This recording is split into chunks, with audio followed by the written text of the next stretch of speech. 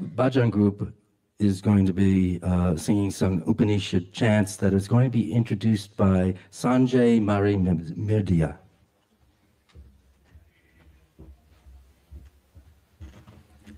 Shri Gurubhyo Namaha.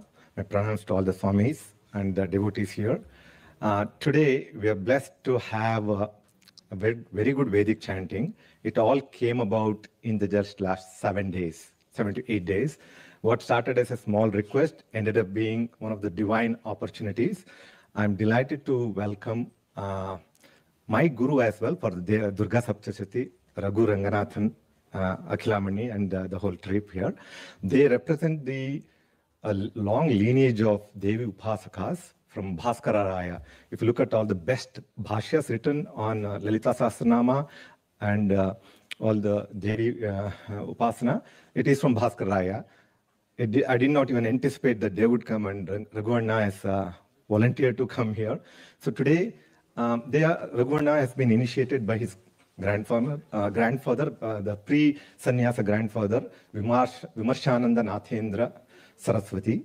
They follow the Bhaskaraya tradition. Today, Raghuvanna has himself suggested, I thought we'll chant Durga Saptashati and Durga Sukta and Medha Sukta. Being Vedanta, we should chant Taitya Rupadenshad, the Bhriguvalli. And that's what Raghuvanna and the team will chant. So with all the blessings of the gurus, I would like to invite Raghuvanna to chant.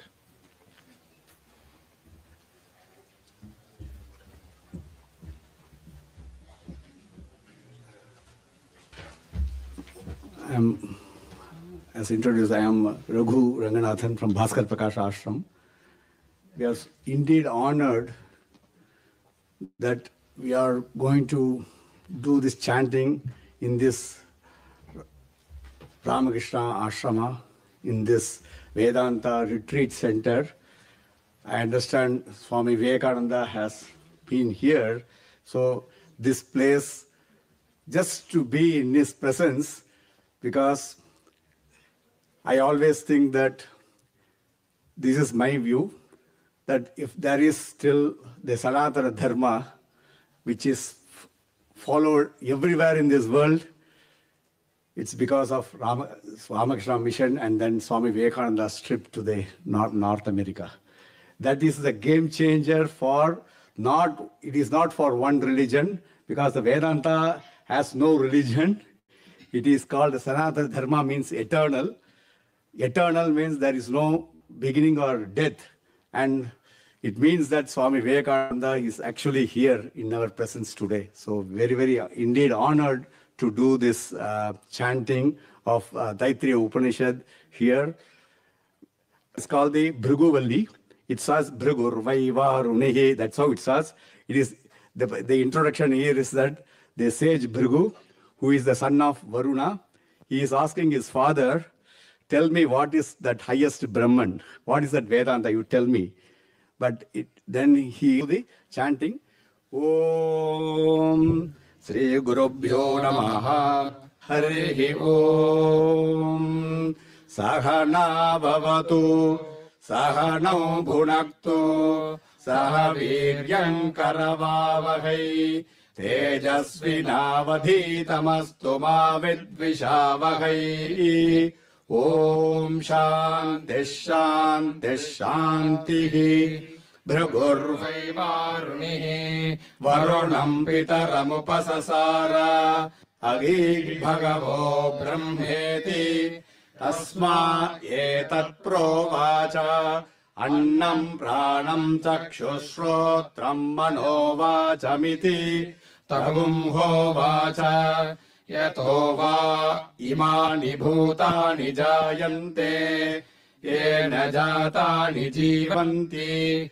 yat prayantyabhisamvishanti tad vijijñāsasva tad brahmeti satapotapyata satapastaptva annam brahmeti vyajanāt Annādhyeva khalvimāni bhūtāni jāyante Annena jātāni jīvanti Annam prayantyabhisamvishantīti Tadvijñāya punareva varunam pitaramupasasara अधीहि भगवो ब्रह्मेति तगुंहोवाच तपसा ब्रह्म विजिज्ञासस्व तपो ब्रह्मेति सतपोतप्यत सतपस्तप्त्वा प्राणो ब्रह्मेति व्यजानात् प्राणाद्येव खल्विमानि भूतानि जायन्ते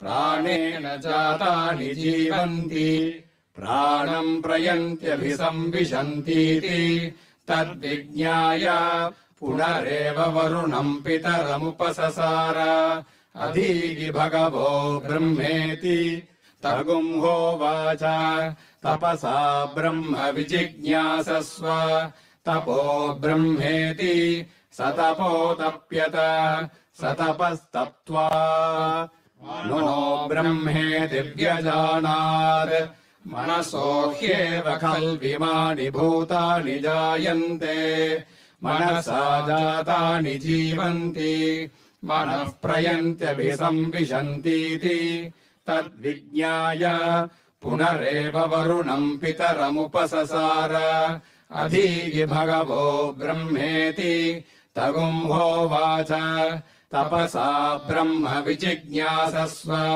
तपो ब्रह्मेति सतपोतप्यत सतपस्तप्त्वा विज्ञानम् ब्रह्मेति व्यजानात् विज्ञानाद्येव खल्विमानि भूतानि जायन्ते विज्ञानेन जातानि जीवन्ति विज्ञानम् प्रयन्त्यभिसंविशन्तीति तद्विज्ञाय पुनरेव वरुणम् पितरमुपससार अधीहि भगवो ब्रह्मेति तगुंहोवाच तपसा ब्रह्म विजिज्ञासस्व तपो ब्रह्मेति सतपोतप्यत सतपस्तप्त्वा आनन्दो ब्रह्मेति व्यजानात् आनन्दाद्येव खल्विमानि भूतानि जायन्ते आनन्देन जातानि जीवन्ति आनन्दम् प्रयन्त्यभिसंविशन्तीति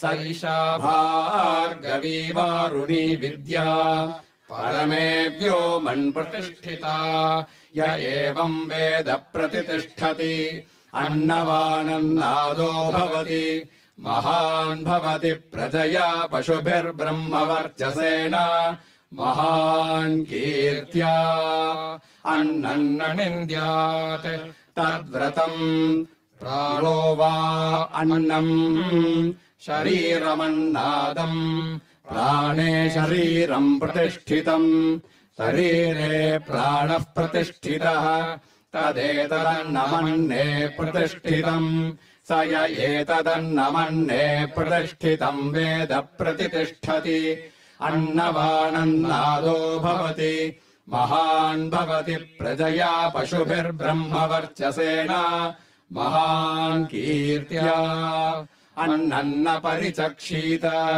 तद्व्रतम् आपो वा अन्नम् ज्योतिरन्नादम् अप्सु ज्योतिः प्रतिष्ठितम् ज्योतिश्शापः प्रतिष्ठिताः तदेतदन्नमन्ने प्रतिष्ठितम् स य एतदन्नमन्ने प्रतिष्ठितम् वेद प्रतितिष्ठति अन्नवानन्नादो भवति महान् भवति प्रजया पशुभिर्ब्रह्मवर्चसेन महान् कीर्त्या अन्नम् बहुकुर्वीत तद्व्रतम् पृथिवी वा अन्नम् आकाशोऽन्नादः पृथिव्यामाकाशः प्रतिष्ठितः आकाशे पृथिवी प्रतिष्ठिता तदेतदन्नमन्ने प्रतिष्ठितम् स य एतदन्नमन्ने प्रतिष्ठितम् वेद प्रतितिष्ठति अन्नवानन्नादो भवति महान् भवति प्रजया पशुभिर्ब्रह्मवर्चसेन महान् कीर्त्या न कञ्चन वसतौ प्रत्याचक्षीत तद्व्रतम् तस्माद्यया गया च विधया बह्वन्नम् प्राप्नुयात् अराध्यस्मा अन्नमित्याचक्षते एतद्वै मुखतो ओन्नगुम् राद्धम् मुखतोऽस्मा अन्नगुं राध्यते एतद्वै मध्यतोऽन्नगुं राद्धम् मध्यतोऽस्मा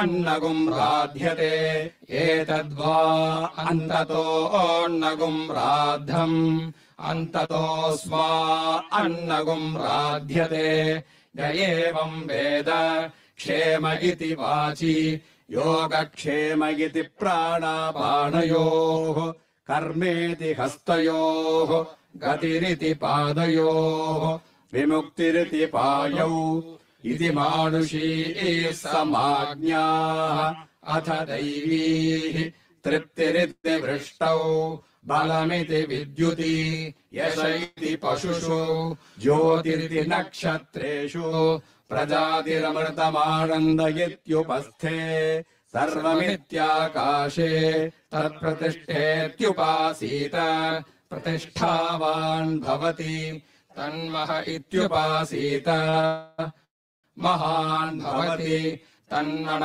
इत्युपासीत मानवान् भवति तन्नम इत्युपासीत नम्यन्ते स्मै कामाः तद्ब्रह्मेत्युपासीत ब्रह्मवान् भवति तद्ब्रह्मणः परिमर इत्युपासीत पर्येणं म्रियन्ते द्विषन्तः सपत्नाः पर्ये प्रिया भ्रातृव्याः स यश्चायं पुरुषे यश्चासावादित्ये स एकः स य एवंवित् अस्माल्लोकात् प्रेत्य एतमन्नमयमात्मानमुपसङ्क्रम्य एतं प्राणमयमात्मानमुपसङ्क्रम्य एतं मनोमयमात्मानमुपसङ्क्रम्य एतं विज्ञानमयमात्मानमुपसङ्क्रम्य एतमानन्दमयमात्मानमुपसङ्क्रम्य इमान् लोकान् कामान्नि कामरूप्यनुसञ्चरन् एतत् सामगायन्नास्ते हा भूहा भूहा अहमन्नमहमन्नमहमन्नम् अहमन्नादो ओहमन्नादो ओहमन्नादः अहग्श्लोककृदहग्श्लोककृदहग्श्लोककृत् अहमस्मि प्रथमचारितास्य पूर्वं देवेभ्यो अमृतस्य ना भाई यो मा दधाति स हि देवमा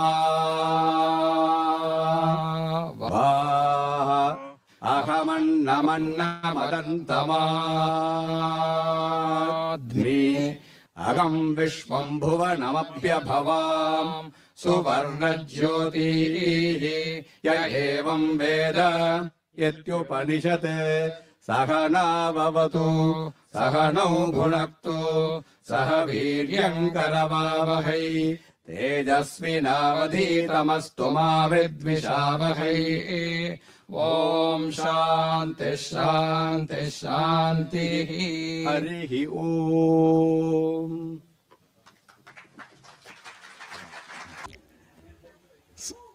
So, I was just mentioning about the true knowledge or the self-knowledge, or always also called the Atma-jnana. So, the Vedanta teaches us that only by getting self-knowledge, Atma-jnana, we get moksha. Atma-jnana and moksha. So, this Taittiriya Upanishad, which we chanted, is the one which talks about how to get the Brahma Jnanam, also called the Atma Jnanam. Sri Gurubhyo Namaha. Thank you.